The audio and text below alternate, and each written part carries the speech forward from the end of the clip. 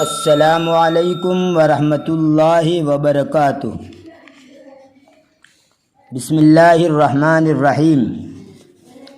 سامعین و ناظرین، سالم کی کہانی کے 2 پارٹ آپ کے سامنے پیش کیے جا چکے ہیں۔ آج کا ہمارا یہ ویڈیو اسی کہانی کا آخری پارٹ نمبر 3 ہے۔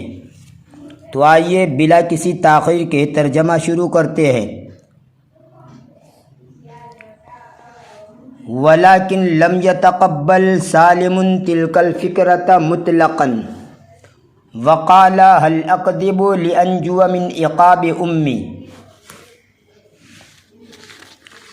لیکن سالم نے اس سوچ کو بالکل قبول نہیں کیا اور کہا کہ کیا میں جھوٹ بول کر میری ماں کی سزا سے بچ جاؤں۔ وَمَاذَا عَنْ عِقَابِ اللَّهِ وَمَاذَا عَنْ عُقُوبَةِ الْكَذِبِ يَوْمَ الْقِيَامَةِ، اور اللہ کی سزا سے کیسے بچوں گا اور قیامت کے دن جھوٹ کی سزا سے کیسے بچوں گا۔ الکذب سبب للعذاب العلیم والبعد عن رب العالمین، جھوٹ دردناک عذاب اور رب العالمین سے دوری کا سبب ہے۔ فقد مر بنا الحدیث الذی اخرجہ الامام مسلم من حدیث ابی ہریرہ رضی اللہ تعالی عنہ قال قال رسول اللہ صلی اللہ علیہ وسلم ثلاثۃ لا یکلمہم اللہ یوم القیامہ ولا یزکیہم ولا ینظر الیہم ولہم عذاب علیم، شیخ زان وملک کذاب وعائل مستکبر۔ ہماری نظروں سے وہ حدیث گزری ہے جس کو امام مسلم نے ابو ہریرہ رضی اللہ تعالیٰ عنہ سے روایت کی ہے۔ اللہ کے رسول صلی اللہ علیہ وسلم نے فرمایا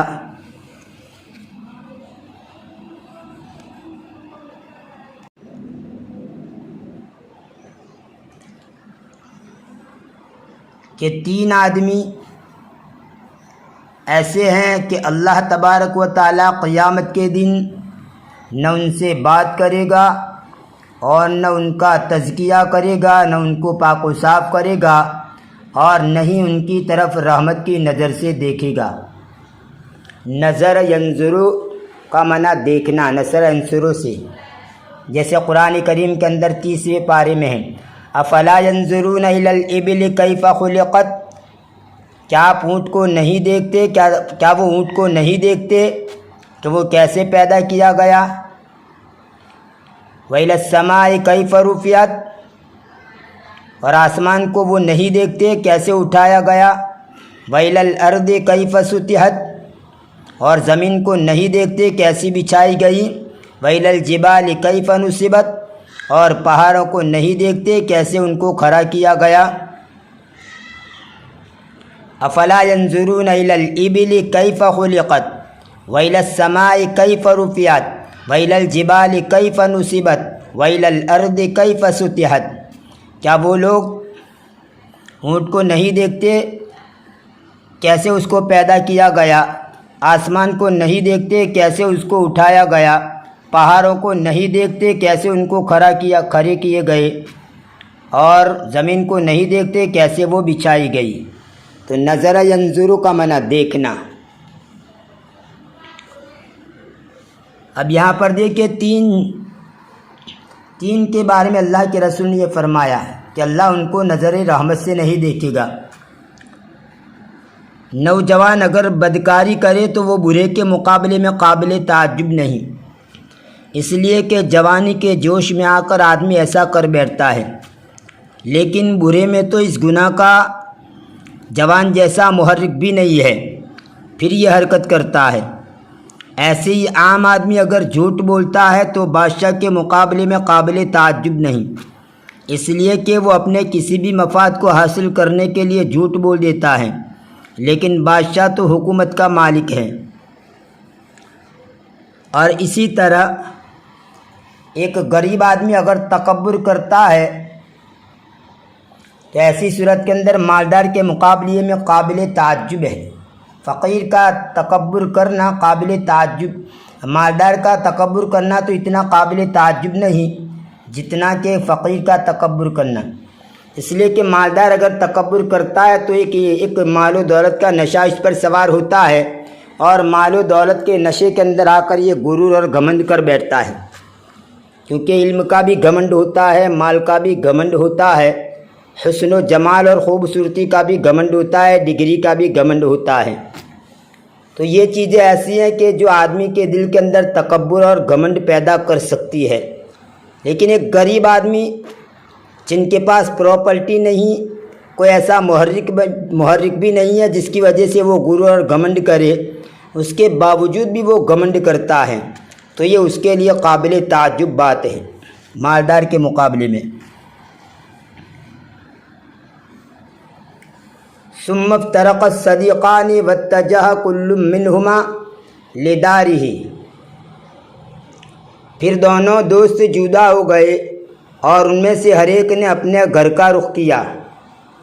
وما ان وصل سالم للدار وطرق الباب حتى فتحت امه، اور جیسے ہی سالم نے گھر پہنچ کر دروازہ کھٹکھٹایا، ماں نے دروازہ کھولا۔ ترق یطرق ترقن کا معنی کھٹکھٹانا، ویسے تو ترق یطرق کا معنی کوٹنا ہوتا ہے، اسی سے مطرقتن ہتھوڑی کو بولتے ہیں، کیونکہ اس کے ذریعے بھی آدمی کوٹتا ہے۔ تو ترق یطرق ترقن کوٹنا، اور ترق الباب یعنی دروازہ کھٹکھٹانا۔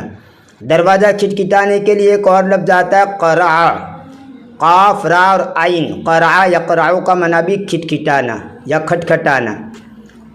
قرع نہیں، قرع حمزہ کے ساتھ ہوگا تو اس کا معنی تو پڑھنا ہوتا ہے، لیکن قرع عین کے ساتھ ہوگا تو اس کا معنی کھٹکھٹانا۔ اور ضرب الباب کا معنی بھی دروازہ کھٹکھٹانا۔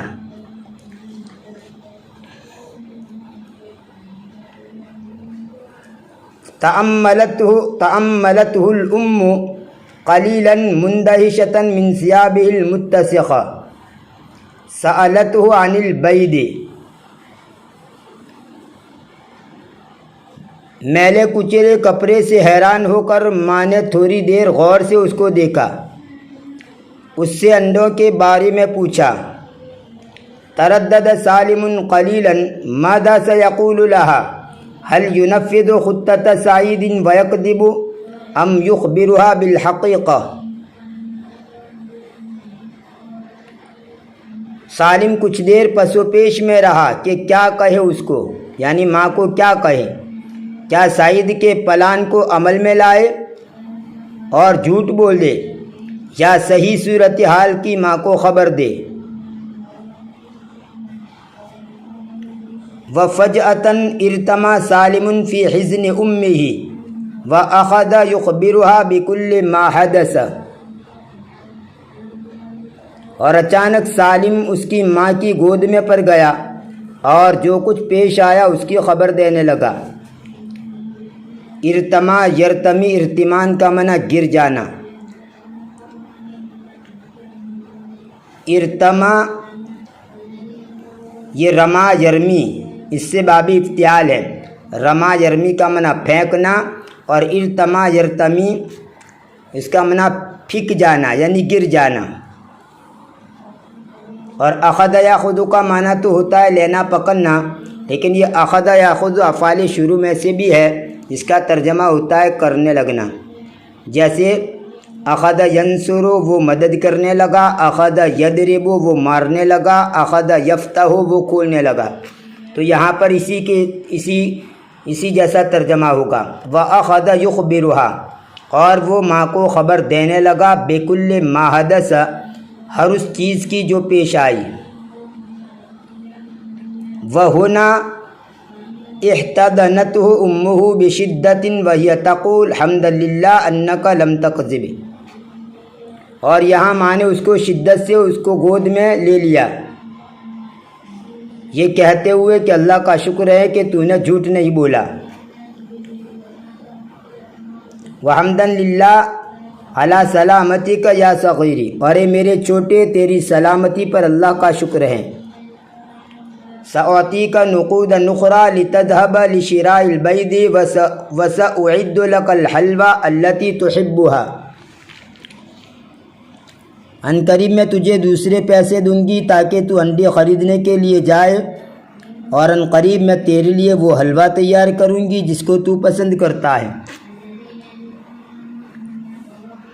نتعلم من القصہ، اس قصے سے ہمیں کیا سبق ملتا ہے، اس کے بارے میں کہہ رہے ہیں۔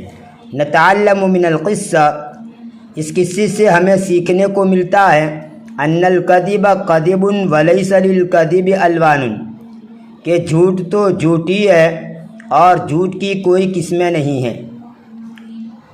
اور ایک دوسرا سبق یہ ملتا ہے طاعت الام وعدم الکذب علیہا مہما کان الامر،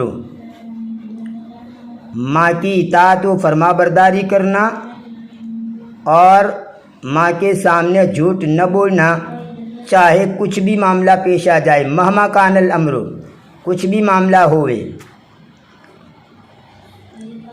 یہ مہما کو سمجھنے کے لیے میں کچھ اور مثال آپ کو دیتا ہوں تاکہ مہما کا ترجمہ آپ کو اچھی طرح سمجھ میں آ جائے کہ مہما کس طرح استعمال ہوتا ہے۔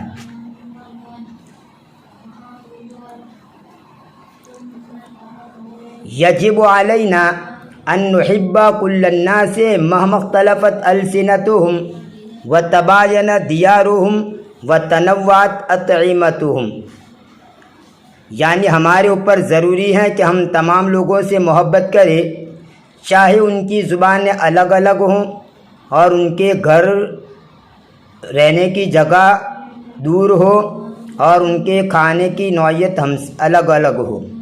یعنی ہر آدمی سے ہمیں محبت کرنا چاہیے، چاہے وہ جون سی بھی زبان بولتا ہو، عربی بولتا ہو، انگریزی بولتا ہو، اردو بولتا ہو، ہر زبان والے سے محبت کرنی چاہیے، اور چاہے ان کا رہنے کا مکان کہیں بھی ہو، چاہے وہ مصر کا ہو، انڈیا کا ہو، کہیں کا بھی ہو، ہر ایک سے آدمی کو محبت کرنا چاہیے انسان ہونے کی ناطے سے۔ مہما قلبتم الصفحات وعادتم القراءۃ فلن تجدوا ما قلت لكم في هذا الكتاب، چاہے تم کتنے ہی صفحات پلٹ دو اور بار بار اس کو پڑھو، عادتم القراء کا معنی پڑھنے کو ریپیٹ کرو، یعنی بار بار پڑھو، ہرگز تم نہیں پاؤ گے وہ چیز جو میں نے تم کو کہی ہے۔ کہاں نہیں پاؤ گے؟ فی ھذا الکتاب، اس کتاب میں، یعنی چاہے کتنے ہی صفحات تم پلٹ دو اور کتنی ہی مرتبہ اس کا اعادہ کر لو پڑھنے میں اور پڑھ لو، ہرگز جو بات میں نے کہی ہے اس کو اس کتاب میں تمہیں نہیں ملے گی۔ انا افعل ھذا مہما کانت العقبات والعراقیل، میں یہ کام کروں گا چاہے کچھ بھی رکاوٹیں پیش آ جائے۔ مہما کانت العقبات والعراقیل، کچھ بھی رکاوٹیں، عقبات اور عراقیل دونوں کا معنی رکاوٹیں، تو میں یہ کام کر کے ہی رہوں گا چاہے کچھ بھی رکاوٹیں پیش آ جائے۔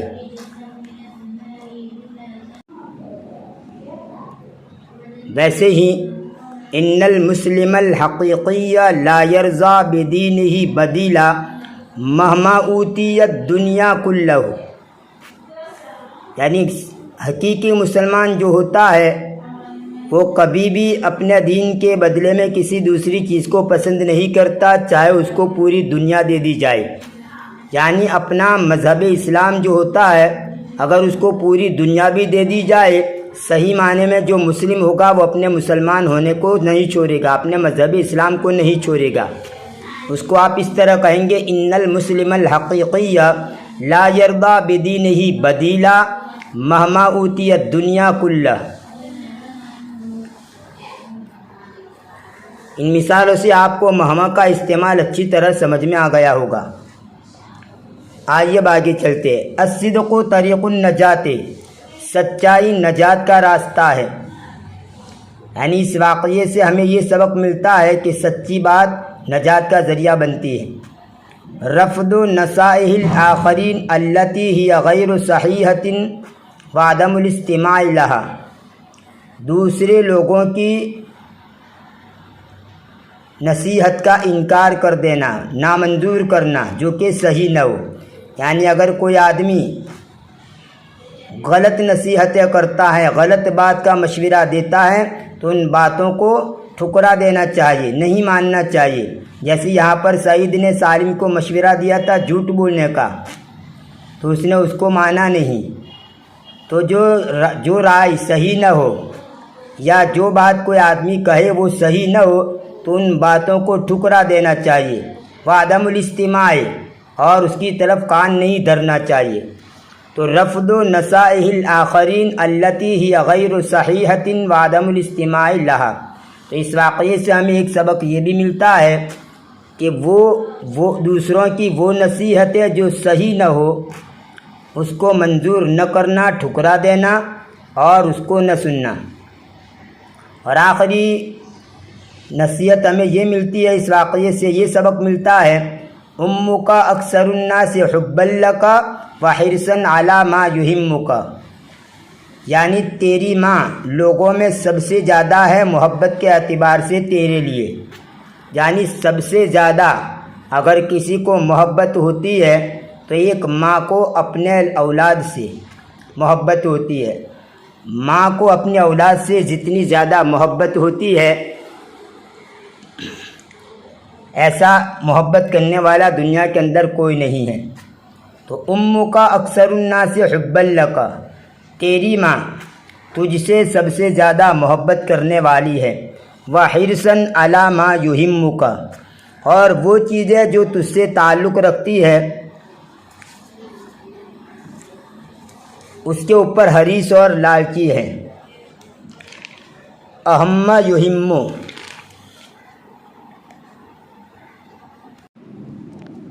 اس کا معنی ہے بے چین کر دینا، اہمیت کا حامل ہونا، باعث دلچسپی ہونا، یہ سب معنی اس کے آتے ہیں۔ اگر یوں کہا جائے یہمنی ھذا الامر، تو اس کا ترجمہ ہوگا یہ کام میرے لیے باعث رنج و تشویش ہے، یا باعث اہتمام و توجہ ہے، یا باعث دلچسپی ہے، یا میرے لیے ضروری ہے۔ تو یہمنی ھذا الامر کا یہ سب ترجمہ ہوتا ہے۔ اور اگر یوں کہا جائے لا یہمنی ھذا الامر، تو اس کا ترجمہ ہوگا یہ کام میرے لیے اہم نہیں ہے، یا مجھے اس سے کوئی سروکار نہیں ہے۔ تو یہاں پر اہم یہم کا معنی سروکار ہونا، تعلق رکھنا۔ تو وحرصا علی ما یہمک، اور ماں حریص ہوتی ہے ان کاموں پر جو کہ تجھ سے تعلق رکھتے ہیں۔ یہ تھا اس کہانی کا پارٹ نمبر 3 جو آخری پارٹ تھا۔ اگر یہ ویڈیو پسند آیا ہو تو لائک کیجئے، شیئر کیجئے، اور چینل کو سبسکرائب کر کے ہماری چینل سے جڑ جائیے۔ ملتے ہیں اگلے ویڈیو میں، تب تک کے لیے انتظار کیجئے۔ فی امان اللہ، الی اللقاء۔